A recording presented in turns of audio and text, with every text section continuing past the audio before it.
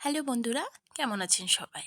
আশা করছি আল্লাহর রহমতে আপনারা সবাই ভালো আছেন। আসসালামু আলাইকুম। আপনারা যারা যারা আমার এই রেসিপিটা দেখতে আমার সাথে যুক্ত হয়েছেন সবাইকে অসংখ্য ধন্যবাদ জানাচ্ছি। আমার এই রেসিপিটা যদি আপনাদের ভালো লেগে থাকে অবশ্যই আপনারা চ্যানেলটি লাইক, কমেন্ট, শেয়ার এবং সাবস্ক্রাইব করতে ভুলবেন না। তো আজ আপনাদের আমি দেখাবো দেশি মোরগ রান্না। আমাদের এটা বাড়িতে পালা মোরগ ছিল। তো বর্তমানে আসলে বাজারের মোরগ মুরগি খেতে খেতে মানুষের রুচিটাই একটু নষ্ট হয়ে গিয়েছে। আপনারা যদি বাড়িতে পালা মোরগ এরকম করে রান্না করেন তাহলে দেখবেন এর টেস্টটা কতটা সুস্বাদু। তো চলুন রেসিপিটা দেখে আসি। আমি এখানে মোরগের মাংস নিয়েছি প্রায় 1 কেজির মতো। এখানে হলুদ গুঁড়ো, মরিচ গুঁড়ো দিয়ে দিচ্ছি, আদা রসুন বাটা, পেঁয়াজ বেরেস্তা আর গোটা গরম মশলার মধ্যে দিয়েছি দারচিনি, সাদা এলাচ, বড় এলাচ, লবঙ্গ, গোলমরিচ, তেজপাতা আর কয়েকটি কাঁচা মরিচ আমি টুকরো করে দিয়ে দিয়েছি। তো অন্যদিকে আমি এখানে দারচিনি, সাদা এলাচ, গোলমরিচ এবং জিরা ও ধনে এগুলো হালকা টেলে নিচ্ছি। আর এদিকে পেঁয়াজ বেরেস্তা করেও রেখেছি। আমি এগুলো একত্রে বেটে নেব। এক্ষেত্রে গরম মশলা আলাদাভাবে বাটার কোনো প্রয়োজন হবে না, আমি এভাবে বেটে নিব। এই তো মশলাগুলো মাখিয়ে নিলাম মাংসের সাথে। সুন্দরভাবে মাখিয়ে আমি এখন এগুলো চুলায় বসিয়ে দিচ্ছি। তো আপনারা এভাবে হাতে মেখে এইভাবে সুন্দরভাবে যদি রান্না করেন টেস্টটা অনেক ভালো আসে। তবে হাতে মেখে অবশ্যই এটাকে আধা ঘন্টা থেকে 1 ঘন্টার মতো আর আপনাদেরকে রেস্টে রেখে দিতে হবে, কারণ এতে করে ম্যারিনেট করে রাখলে মশলাগুলো সুন্দরভাবে মাংসের ভিতর প্রবেশ করবে এবং এর টেস্টটা খুবই সুস্বাদু হবে। তো আমি ঢাকনা দিয়ে ঢেকে প্রথম 10 মিনিট আমি হাই হিটে রান্না করব।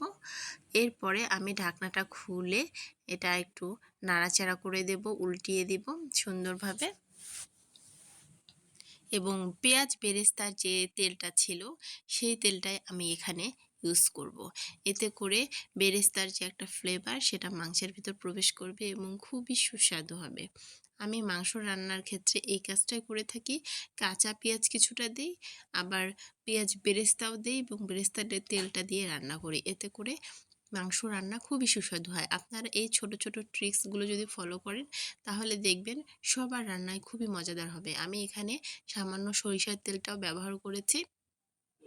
যারা সরিষার তেলটা অ্যাভয়েড করতে চান তারা করতে পারেন, তবে দিলে আমার কাছে ভালো লাগে টেস্টটা। তো এই তো ভালোভাবে নাড়াচাড়া করে দিচ্ছি মাংসটা।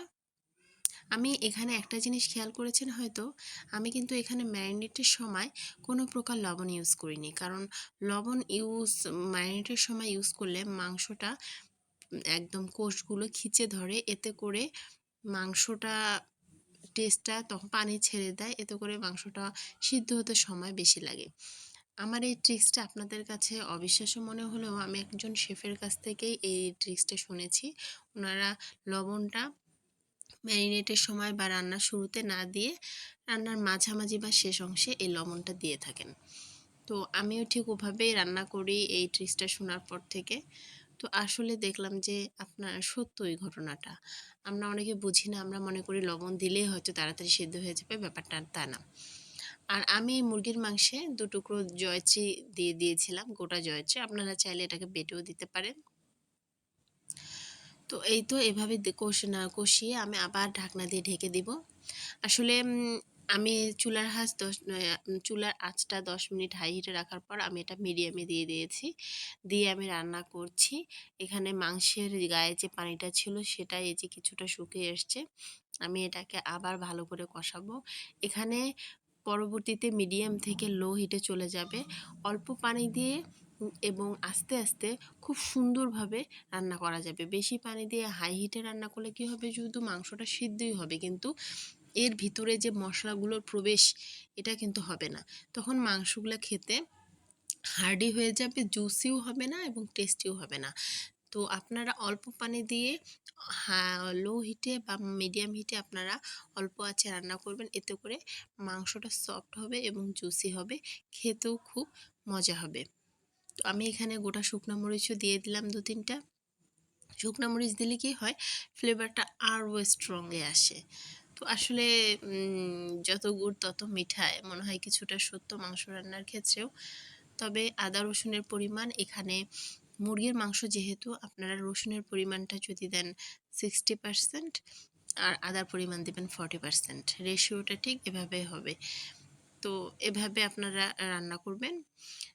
তো আমি এই তো মাংসটা শুকিয়ে নিয়েছি। শুকানোর পরও আমি খুব ভালোভাবে আলতো হাতে সুন্দরভাবে এটাকে একটু ভাজা ভাজা করে নেব। কারণ ভাজা ভাজা না করে যদি পানি দিয়ে দেই, ওই যে বললাম এটা শুধু সিদ্ধই হবে, কিন্তু মাংসের ভিতরে মশলার যে ফ্লেভার, একটা টেস্টি ভাব, সেটা কিছুই থাকবে না। জাস্ট সেদ্ধ সেদ্ধ লাগবে খাবারটা খেতে। তো আমি যে সিস্টেমে রান্না করছি, আমি আসলে যেহেতু ভিডিওটা নতুন পুরাতন সবাই দেখেন, তো নতুনদের জন্য আমি খুব স্লোভাবে রান্নাগুলো করছি যাতে তাদের বুঝতে সুবিধা হয়। এ পর্যায়ে আমি সামান্য পানি দিয়ে দিচ্ছি। আর আপনারা আরেকটা কথা মাথায় রাখবেন, আপনারা যে কোনো খাবার রান্নার ক্ষেত্রে কুসুম গরম পানিটা ব্যবহার করবেন। কুসুম গরম পানিটা ব্যবহার করলে রান্নার টেস্টটা অটুট থাকে। কারণ আপনি গরমের ভিতর হঠাৎ করে যখন ঠান্ডা পানি দিবেন বা নর্মাল পানিটা দিবেন, তখন কিন্তু মাংসের কুকিং প্রসেসটা একটু স্লো হয়ে যায়। তখন এর স্বাদটা আসলে নষ্ট হয়ে যায় কিছুটা হলেও। আর আপনারা যদি কুসুম গরম পানি দেন, তো রান্নাটা ওখান থেকে চলতে থাকে আবার, এই জন্য টেস্টটাও ঠিক থাকে। তো এই তো আমি আবার ঢাকনা উল্টিয়ে আসলে বারবার নেড়ে দেওয়ার কারণ হচ্ছে তলে যেন লেগে না যায়। লেগে গেলে তো সমস্ত স্বাদ জানেনই তো একদম নষ্ট হয়ে যাবে। তো দেখুন মাংসের কালারটা কিন্তু আস্তে আস্তে সুন্দর হয়ে আসছে। আমি বারবার এভাবে নেড়ে নেড়ে দিচ্ছি। আর যেহেতু দেশি মোরগের মাংস, বাড়ির পালা মোরগ, এটা আসলে সিদ্ধ হতেও একটু সময় লাগবে। তো আমি তাই ধীরে সুস্থে সেভাবে রান্না করছিলাম। একটু লবণ চেখেও নিলাম, দেখলাম যে মোটামুটি ঠিকঠাক আছে। তারপরে যদি লাগে আমি আবার এখানে অ্যাড করে দেব। একটু লবণ কম হয়েছিল, আমি লবণটা এখানে অ্যাড করে দিলাম একটু সামান্য। তো এভাবে আমি কষাতে থাকবো।